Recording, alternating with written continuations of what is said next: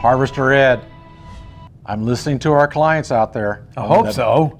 One of the biggest challenges that we're finding right now is getting the renewals on your contracts. Yep. That's a big challenge. Very important. It's huge. Yeah. Head Harvester Bill Arbin here from the West Coast.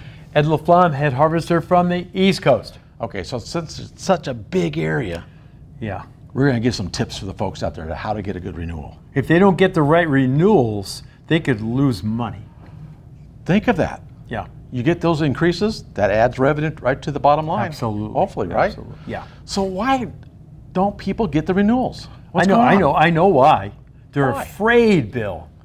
They're afraid because if they feel they put too much price, increase, they'll lose their job. It'll go out to bid and Yeah. might lose it. That's what they get threatened all the So they're time. scaredy cats. We're Yeah. scared, right? Right, that's right. Why Yeah. else wouldn't they do it? That's really the reason, I think. Really? That's a main one. There's others. How about they're just too busy? Yeah, they wait to the last minute. They get busy, wait till the last minute, yeah, right? that's bad, yeah. And then here's what we're hopefully going to help you out today. They don't know how. How do you go about doing some of this, right?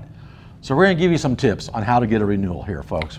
We have 4, 5, 6 that have been very sound and proven the success for renewal, right? Mm-hmm. Okay, so first of all, I would know their budget and their budget year, their process. What is their process for budgeting for renewals and increases? You're talking about their customer. Yeah, absolutely. Okay, What is the customer's budget year, their fiscal year? Usually it's a calendar year, folks, but not always. So find out when they do it and how they go about doing that. Right. And generally speaking, if it's a calendar year, that's January, you want to approach them before January. Yes. And usually they're doing budgets in August or September, maybe even October, right? Like so know that. 6 months before or so. Yeah, know their budget and how they do and the process they do it, right?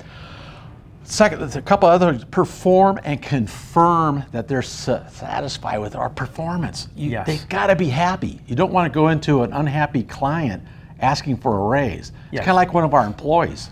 They say, hey, pay me more, I'll work harder and better.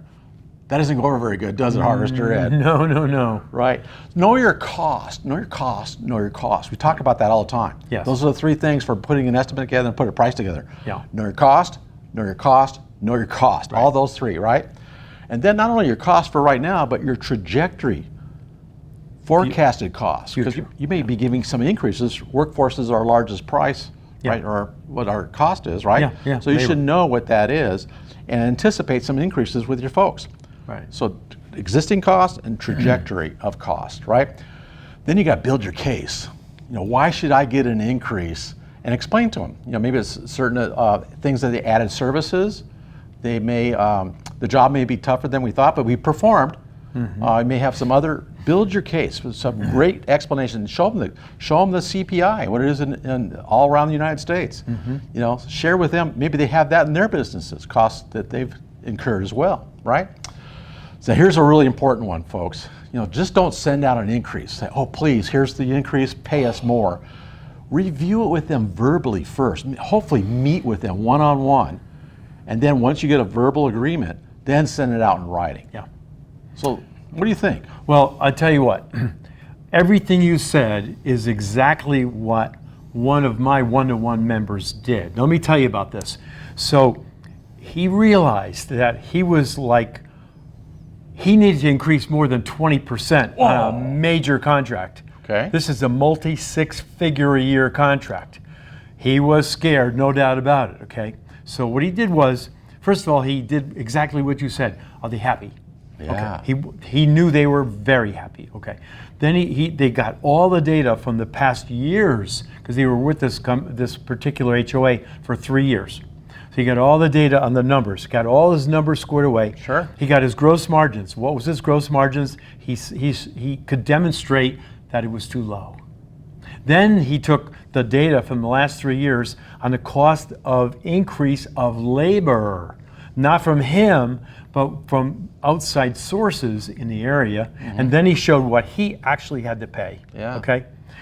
So he had all that data. Then he took the cost of living, the CPI, and he showed that over the last 3 years. Then he called a meeting, okay, with the board. Decision makers. Yes, and they came in, just a small committee first, and then they had like at least 2 half-day sessions where they listened to him and presented his entire case, okay? And then he lost the job. No, I'm kidding. He didn't. He didn't lose the job. He got it. He got the increase he He went wanted. there with confidence. Yes. Built confidence. He has a relationship. Absolutely. And discussed it with him. Absolutely. And logically demonstrated why he needed to do it. Otherwise, he couldn't stay in business and certainly couldn't do that job. Yeah. Yep. And, So- and he got it. So there you have it, folks. There's some good tips there. There's a lot more there.